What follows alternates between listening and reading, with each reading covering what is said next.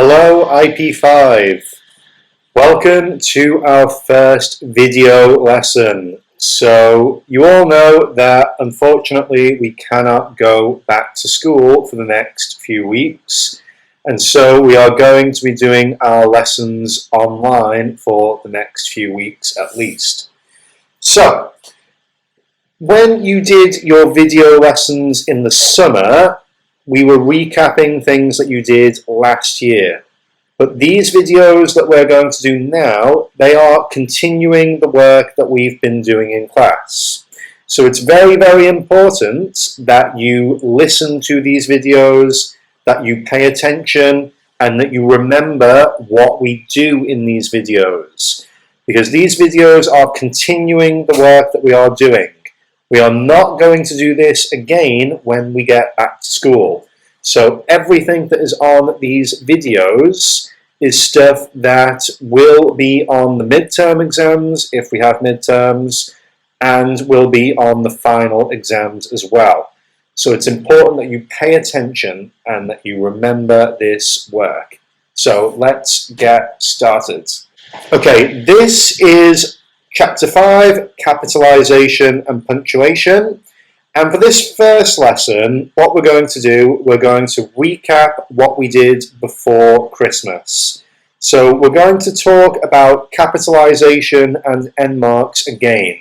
So this lesson is actually stuff that you've already done, but the next lessons won't be. The reason that I want to do a recap is because it's been a few weeks now since we did this beginning of the chapter, and I want to make sure that you all remember the first things that we learned before we move on to the next things. So today's video is a recap of what you've already done, and the next video will be something new. Okay, so just a quick recap.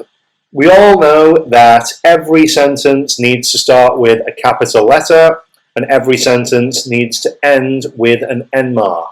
So a full stop, a question mark, or an exclamation point. We also know that we need to be careful of run-on sentences. A sentence should have one subject and one predicate unless we're using a conjunction. If we're not using a conjunction, then we need to make sure that we put our end marks and capital letters into the correct place. So here we've got an example of a run-on sentence. Shall we go for lunch? I am getting hungry. We've got two different things being talked about there. But if we add a question mark and a capital letter, we can put that into two correct sentences. Shall we go for lunch? I am getting hungry. Okay, very quickly, we're going to talk about the different types of sentences again and the different end marks that you will use. So declaratives, which you also know as statements, start with a capital letter and end with a full stop. And declaratives give information. So our example, we are learning online today. That is telling you something that is happening. We've got a capital letter, we've got a full stop. Next one, interrogatives, which you also know as questions, start with a capital letter and end with a question mark. And these sentences ask for information. So here's an example. What have you been doing instead of coming to school? I am asking you a question, so it ends with a question mark. Imperative sentences, also known as commands, begin with a capital letter and end with a full stop. And imperatives tell you to do something. So make sure you keep doing your homework. That is me telling you to do something. And that sentence ends with a full stop. And exclamatory sentences are known as exclamations, and they begin with a capital letter and end with an exclamation point. These sentences show strong feeling, like excitement, like fear, like surprise, like anger, like love, like hatred. They show strong feeling. So something I'm sure you're all saying, we all miss school so much. That would be a strong feeling ending with an exclamation point. So as well as capitalizing the first word in a sentence, you also need to capitalize proper nouns.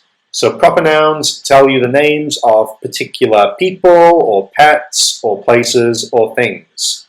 So my name is Joe, that's my name, so I use a capital letter for my name. My dog's name is Poppy, so Poppy is the name of my pet. So I wouldn't capitalize dog because that's a type of animal, but I would capitalize Poppy because that is the pet's name. Our school is on Vipavadi Rangsit Road. So Vipavadi Rangsit Road is the name of a place, it's the road that we are on, and you need to be careful to capitalize all of the important words. So you capitalize V for Vipavadi, R for Rangsit, and as well R for road. You need to capitalize the word that's telling you what it is. And a few weeks ago, it was New Year's Day. So things can include the names of holidays. So capital N, capital Y, capital D. So just to talk a little bit more about capitalizing names, when you capitalize somebody's name, you need to capitalize their first name, their middle name, and their surname. You also need to capitalize their title and any initials they might have. So my name, Mr. Joseph Bradley Armstrong, capitalize the title, Mr., capitalize my first name, my middle name, and my surname. Now, J.K. Rowling is the name of an author. You probably know her. She wrote Harry Potter. She doesn't use her first name or middle name when she writes. She just uses initials. Initials are a shorter way of saying your name. So you just use the first letter with a period, capitalized. You do not use the full name. And here we've just got a couple more examples. Dr. Claire Jones, capital D, capital C, capital J. Miss Fiona Bruce, capital, capital, capital. Also, when we are capitalizing family names, you only capitalize a family name when it's being used as part of a name or instead of a name. So we've got two sentences here. Dad went to the mall with Uncle Jack and Grandpa. Dad is being used as a name. Grandpa is being used as a name. The family name Uncle is used as part of a name to describe Jack. Jack is my uncle. But then, if I say my mum and aunt stayed at home with my grandma, I'm not using the words mum, aunt, or grandma as names.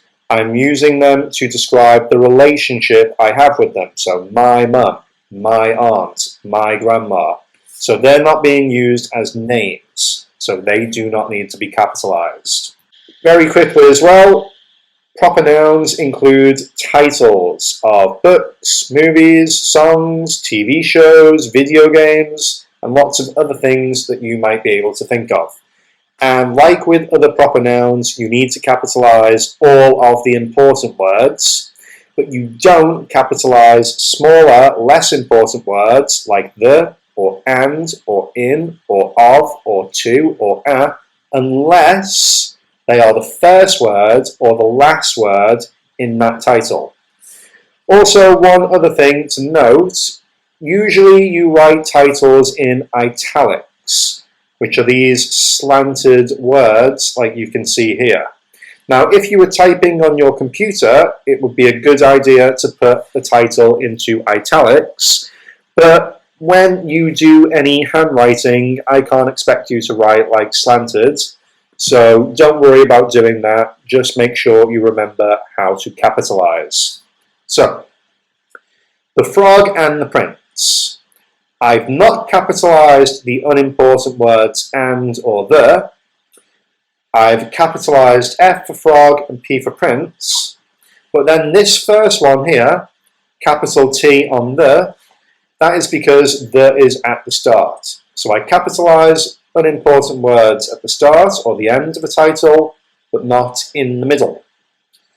So this next one, Harry Potter and the Chamber of Secrets, I capitalized Harry, Potter, Chamber, Secrets because those words are important, but I didn't capitalize and, the, or of. And just two more examples. Avengers Endgame, need to capitalize. Minecraft, need to capitalize. Okay, that is the end of the lesson. Before we finish, I just want to explain your homework to you. Okay, you should have a worksheet that looks like this. It says IP5 English Chapter 5, Capitalization and Punctuation, Lesson 1, Capitalization and M marks recap worksheet. And in the instructions, it tells you to fix the sentences below by rewriting them with the correct capital letters and M marks. So using what we've just reviewed, I want you to write these sentences again. You need to add capital letters where you need them, either at the start or with a proper noun, and you need to put M marks at the end of a sentence. Be careful for run-on sentences. It tells you in brackets how many things you need to change. So number 1, would you like to watch a movie? You just need to add 2 things.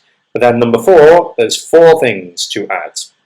Now, don't worry if you do not have a printer at home. If you are not able to print this worksheet, that's okay. Just find a piece of paper and write those sentences correctly on that paper while you look at the worksheet on your computer. Okay, at IP5, that is the end of this lesson. So please make sure that you finish that worksheet before our next video lesson. I will check the answers with you to that worksheet at the start of our next video lesson. So please make sure you've done that homework before the next lesson. During our next lesson, we will be moving on to a new topic. We will be talking about commas. So that isn't going to be what we did in class before Christmas. It's going to be the next part of the chapter. In our next lesson, you will need your English textbook 1 and your English workbook. So please make sure you have those ready before the start of the next lesson. But until then, thank you IP5. Bye bye.